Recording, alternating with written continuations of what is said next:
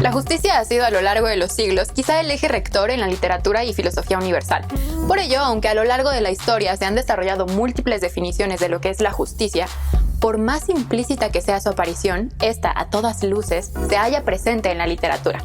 La literatura es el reflejo de la vida, toma como una indudable fuente de inspiración y de crítica a la realidad. El derecho, por su parte, podemos comprenderlo a grandes rasgos como el conjunto de principios y normas expresivos de una idea de justicia y de orden. De esta manera, el derecho y la literatura se desarrollan y se realizan en la expresión de la lengua de una sociedad. Por ello, la naturaleza lingüística de ambos condiciona completamente su relación. En una dimensión artística o literaria de esto se manifiesta el trabajo de muchos de los más grandes escritores de la literatura universal, quienes han sentido un profundo interés por el derecho, por las instituciones jurídicas, por el papel de la ley en la sociedad, por la experiencia de la pena de muerte, entre otras, que ha llevado al derecho a ser abordado por poetas, dramaturgos, narradores, ensayistas y desde el origen de la cinematografía, por guionistas. La literatura no ha escatimado en abordar al derecho en sus producciones, pero no así quizás se ha robustecido de ella a la misma medida. ¿Qué papel entonces estaría desempeñando la literatura en el mundo del derecho? ¿Tiene sentido siquiera hablar de la escritura en el derecho? ¿Es importante que se escriba bien en esta disciplina? Quédate, ya inicia Cultura al Derecho.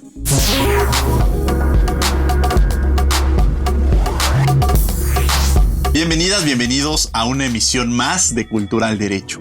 El día de hoy vamos a hablar sobre la relación que existe entre la literatura y el derecho en una figura en el cual los personajes de la abogacía hemos tenido alguna interacción, a veces de héroes, en muy pocas, pero quizá en algunas otras también de villanos, y cómo buscamos presentar esta figura en la sociedad y cómo también buscar reivindicarla. El día de hoy nos acompaña el doctor Juan Jesús Garza Onofre. Tito, un placer tenerte el día de hoy aquí en Cultura al Derecho. Diego, un honor. Gracias por la invitación. Un saludo a todo el auditorio. Muchas gracias, Tito. A ver, vamos a entrar en esta figura de que platicábamos sobre el papel del abogado en la literatura. Vamos a empezar con una introducción. ¿Qué nos podrías platicar? Algunos textos que tú recuerdes y que te lleguen a la mente. No, a ver, Diego, en definitiva, la literatura siempre ha tenido mucha cercanía con el derecho, ¿no? Al ser dos disciplinas de letras, hacer profesiones de letras, ¿no? Y parecería que a lo largo de la historia, sea desde textos clásicos hasta textos modernos, hay una cierta aversión a los abogados y a las abogadas, ¿no? Aves negras, tiburones, picapleitos, hay un recorrido literario, narrativo, en donde parecería que los abogados son más villanos que héroes, ¿no? Recordamos así, por decir algunas, El proceso de Kafka, ¿no? Claro. Esta novela que es muy emblemática y donde parecería que la ley, el sistema, los operadores de justicia van cercenando la imaginación de los involucrados, ¿no?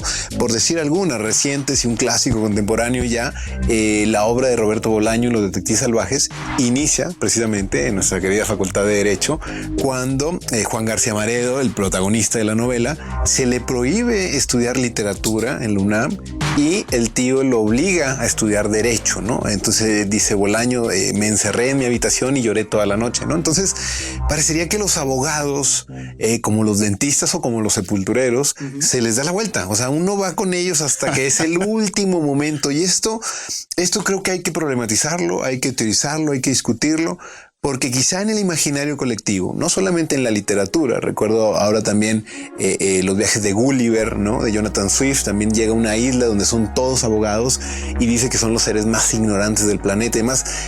Esta idea de que el abogado, la abogada, el operador del derecho no necesariamente es un jurista, no necesariamente es una persona que sabe de cultura, que está abierta a otras cosas, sino simplemente se limita a interpretar textos, normas, parecería pues que la profesión está por los suelos. Parecería que nadie quiere ver a un abogado hasta el último momento. Por lo menos así se proyectan muchas historias narrativas, ¿no? Pero a mí lo que más me interesa, y quizá sobre esto podemos discutir, es que esta idea de la aversión al abogado, del villano, del dentista, del sepulturero, el último recurso, no encuentra correlativo en la historia. ¿Por qué? Porque las facultades de derecho siguen llenas, porque los abogados siguen siendo necesarios.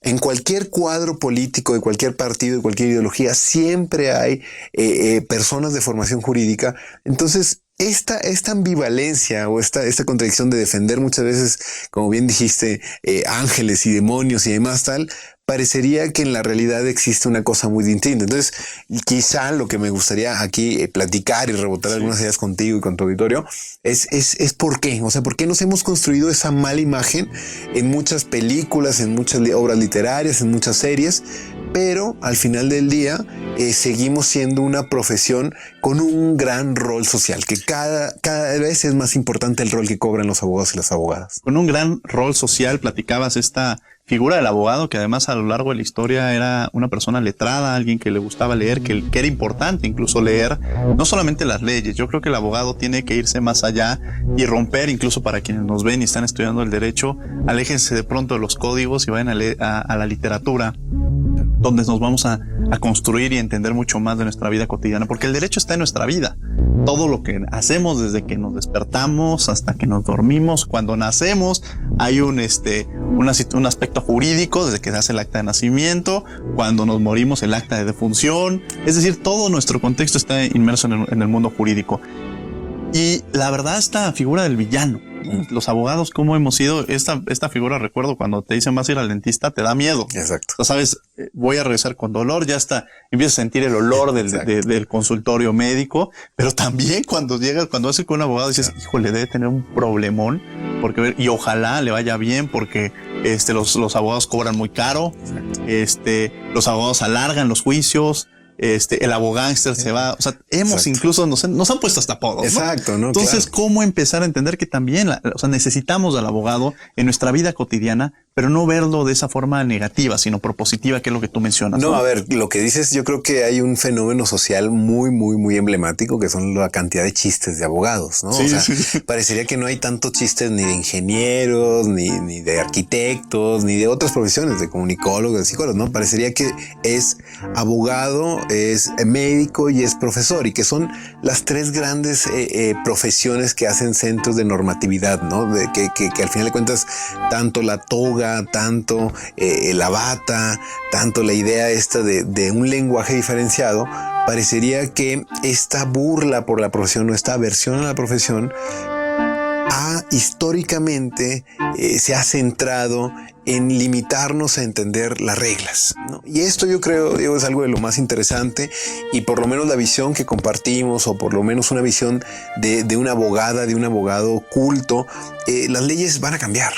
Las leyes van a cambiar. O sea, cuando estudiamos en la facultad era lo que nos enseñaron en primer semestre, 5 años después era otra cosa completamente distinta. Entonces quizá por eso, antes de seguir aprendiéndonos de machete el Código Civil, el Código de Comercio, el Código Penal y demás, sería muchísimo más rico. Y ojo, exige un esfuerzo no solamente intelectual, sino también cultural, de ir abordando temas en otras disciplinas, como podría ser la política, como podría ser la ética, como podría ser la misma psicología, la antropología. Mientras el abogado o la abogada tenga una serie de herramientas para abordar los problemas sociales, esta idea de un tipo leguleyo, de un tipo que lo que dice la ley es derecho y se cumplió, una lógica enteramente formalista, donde lo importante será parecer abogado, ¿no? Y esta idea que dice el dentista de el ruido, el olor y demás, en los despachos de abogados también. O sea, parecería que es esta madera, son estos libros de pastas de cuero, es esta formalidad, hasta cierto miedo. Por eso creo que vale un esfuerzo, y eso lo comparto. Creo que al final es una profesión de letras, es una profesión de argumentos, y lo que más habría que trabajar en estos días es cómo comunicar el trabajo que realizamos, no olvidando una dimensión ética o moral para cumplir ciertos fines, no solamente a través de las reglas, sino también a través de principios. De la ética y la moral. Te voy a dejar una pregunta en el aire sobre cómo romper con esta mala percepción que se tiene del abogado, pero vamos a tener que ir a un corte. Estás en Cultura al Derecho. Los invitamos a que nos sigan en las redes sociales, en Instagram como Cultura al Derecho, Twitter Cultura al Derecho y en Facebook también estamos en Cultura al Derecho. No te vayas porque estamos hablando de un tema muy importante.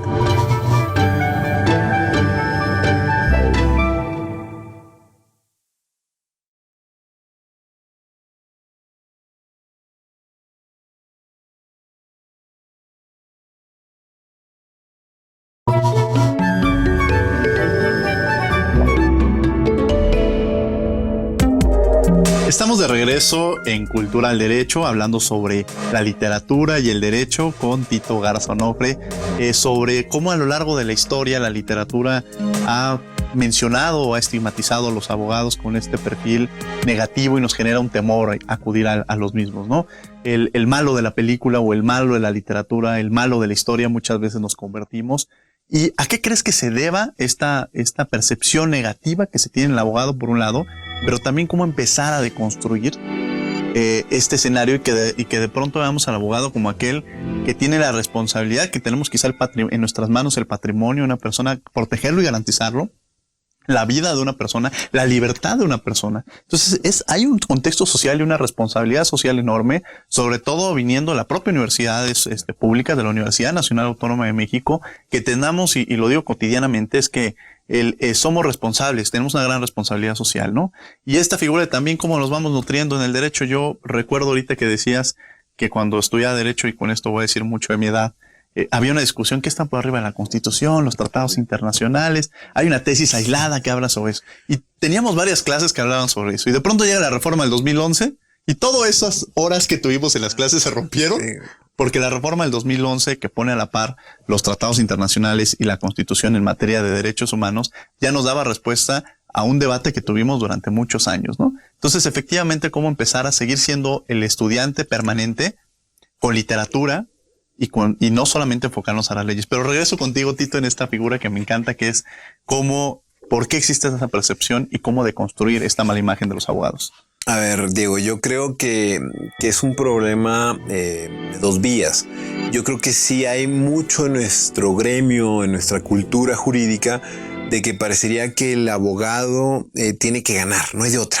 Y entre más agresivo y entre más abogado, y sí, parecería que se están dejando defender la vida, el patrimonio, los bienes más importantes de la persona humana, ¿no? Uh-huh. Pero este propio sistema donde alguien gana y alguien pierde, ha generado que otras maneras de abordar el derecho, como puede ser a través de la conciliación, de los métodos alternativos, de abogados y abogadas muchísimo más humanos antes de saber de que lo más importante es ganar a toda costa, es que hay ciertos límites, ¿no? Entonces yo creo que sí hay algo muy del gremio. Y lo otro es que muchas personas en general desconocen la labor de los abogados, ¿no?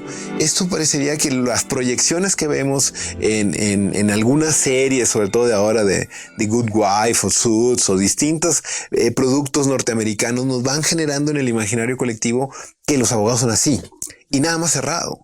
Yo creo que la profesión es tan amplia y tan plural y tan diversa que nos quedamos con ciertos clichés, con ciertos prototipos, y sobre eso vamos en el imaginario colectivo generando ciertos perfiles de abogados y abogadas. Yo creo que esto hay que desmitificarlo.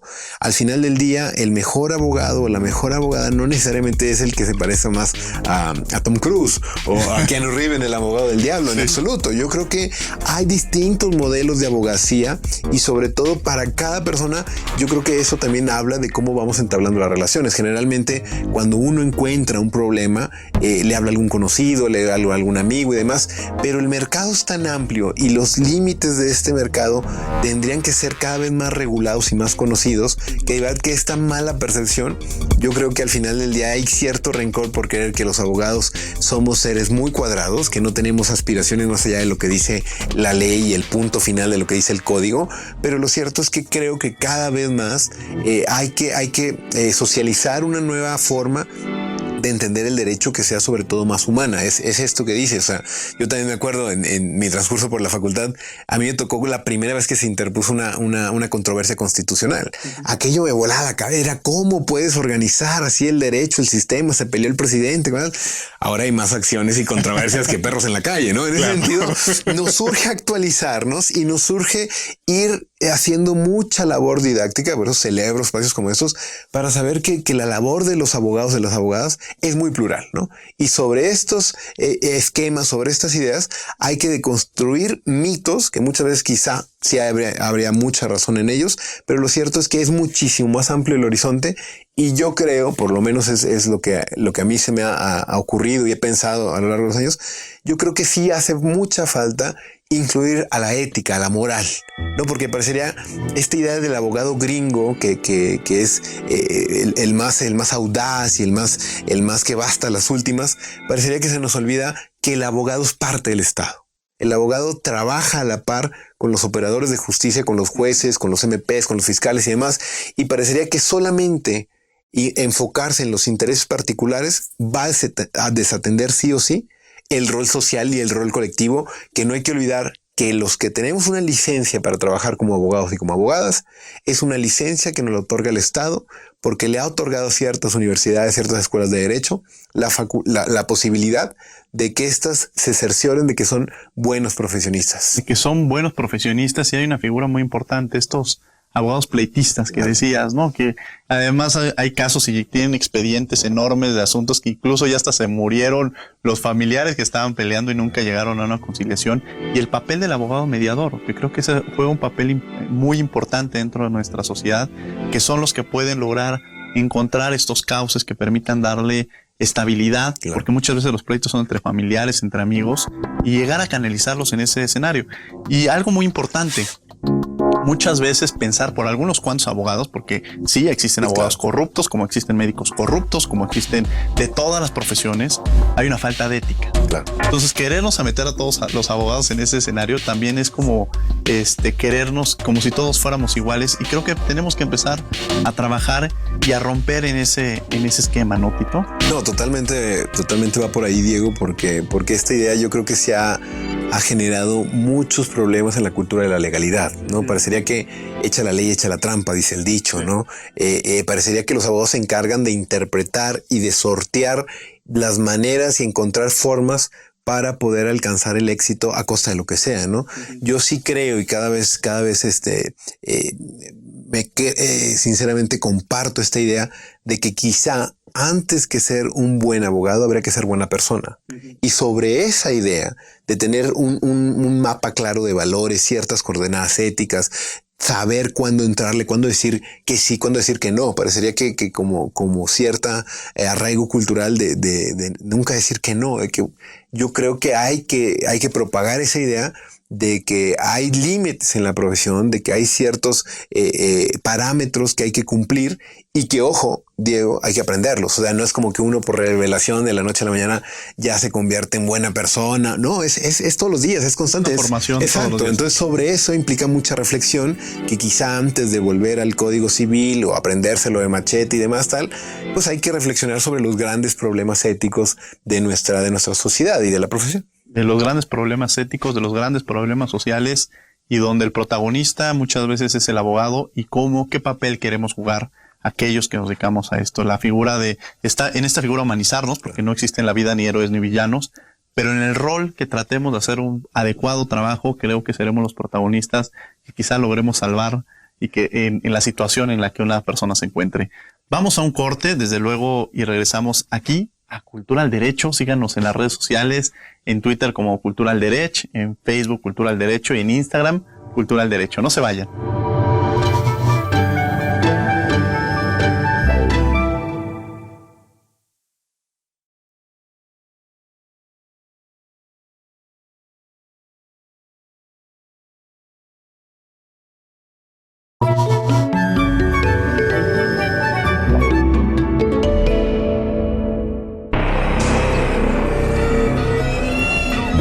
Son las las 11 de la mañana en Coyoacán y me encuentro en un café sudando frío, repasando mis argumentos y esperando a que un abogado me entregue una demanda. Mientras el abogado me amenaza y lee un montón de artículos de no sé qué ley que violé, mi cabeza ya está en otro lado.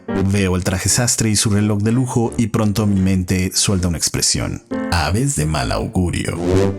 Cada vez que un abogado se ha cruzado en mi camino, ha sido para darme una noticia no buena, con excepción del conductor de este programa. Y saben, eso es aprovechado por cada compositor de ópera en la historia.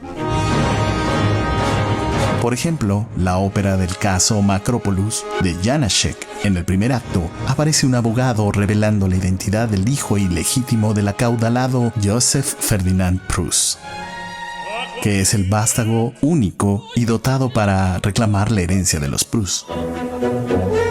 Fraser es un abogado corrupto que en la ópera Porgy and Bess extorsiona a Bess constantemente, clamando que debe arreglar su divorcio con un hombre con el que nunca se casó. Got to have divorce from Crown, or else it ain't legal. El Dr. Blim es el abogado de Eisenstein en la ópera El murciélago de Richard Strauss. Eisenstein reclama la incompetencia de Blim porque escaló un asunto legal que lo tendrá en la cárcel más tiempo del necesario. Blim le aclara a Eisenstein: es que no debes gritar e insultar a la gente. Mi mente vuelve a Coyoacán. El abogado me advierte que tomará medidas. Tomo un sorbo de mi café y digo: haga lo que usted crea prudente y necesario. Me levanto y me voy. Las medidas nunca llegaron.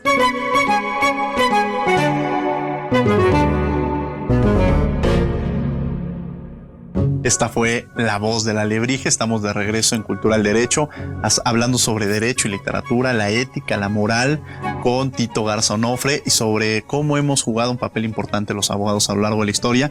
No quiero dejar de mencionar que incluso ha habido muchos escritores que fueron abogados, o que son, o que después se cambiaron en este rol, y que en sus obras también se ve esta figura, ¿no? Algunos que te lleguen a la mente, Tito. Mira, Diego, así el más grande, y yo creo que al que todos los estudiantes y todos los alumnas y alumnos hay que leer, yo creo que es Kafka, ¿no? Kafka teoriza muy bien toda la problemática jurídica, por citar a un clásico. Pero bueno, si nos vamos más contemporáneos, Mario Vargas Llosa también, ¿no? Premio Nobel, o sea, también Conversaciones en la Catedral con Zabalita y demás tal, es otro ejemplo. Y nacionales, yo creo que tenemos un gran referente aquí en nuestra universidad, que es Jorge Volpi. Jorge Volpi, que ganó varios premios por esta novela que hizo del caso de Florence Cassés. Uh-huh. Al final de cuentas son muchas las coincidencias entre las letras, entre las humanidades, y yo creo que el derecho cada vez más tiene que irse acercando hacia mejores narrativas, hacia contar mejores historias, porque si nos quedamos en leer solamente el Código Civil, el Código de Comercio y más, difícilmente vamos a tratar de generar empatía y solidaridad con otras personas. Entonces, de verdad, yo sinceramente creo que hay que leer narrativa, hay que leer literatura para cultivar y ver muchas veces que la profesión es una profesión de letras, y las letras hay que cuidarlas, hay que respetarlas, y hay sobre todo que socializarlas de buena manera para que sean atractivas y entendibles a todo el público. ¿Qué consejo le darías a los estudiantes de Derecho en esta formación que están teniendo, y que no tengan modelos del abogado corrupto, que no tengan modelos del abogado que está construyendo el dinero o en el pleito sin importar las consecuencias? ¿Qué consejo les darías a ellos? Mira, Diego, yo creo que un consejo básico sería desarrollar la creatividad y la imaginación a través de productos culturales más allá de enteramente los normativos. No digo que no hay que leer teoría, en absoluto, hay que leer mucha teoría, hay que conocer las leyes, pero también hay que sumar a la ecuación narrativa, hay que saber poder imaginar. En el derecho parecería que muchas veces se encargan de cercenarnos, ¿no? Muchos estudiantes entran creyendo en el derecho y salen creyendo en la justicia. Yo creo que un buen abogado, una buena abogada, tiene que tener la capacidad intelectual para imaginar distintos escenarios y saber que no hay una sola respuesta correcta, que sobre todo es una profesión de relaciones humanas, es una profesión de cuidar a la sociedad, y en ese sentido importa más la relación que forjemos con nuestros semejantes antes que quizá con un texto normativo o con el propio sistema jurídico. Estamos llegando al fin del programa, pero seguramente tendríamos más charlas sobre este tema y te estaríamos invitando, Tito. En reflexiones finales, algo con lo que te gustaría cerrar, alguna percepción, alguna idea que tengas en la mente. Muy breves. Y por eso celebro estos espacios. La cultura es fundamental, pero no entenderla como algo cerrado, algo hermético. La cultura debe permear a la sociedad. Entre tengamos más conocimientos de distintos fenómenos sociales, yo creo que cultura del derecho necesariamente se tiene que convertir en el derecho a la cultura. Tiene que ser algo que se garantice, que sea accesible a todos en distintas lenguas, en distintos aspectos y demás. Cine, televisión, teatro.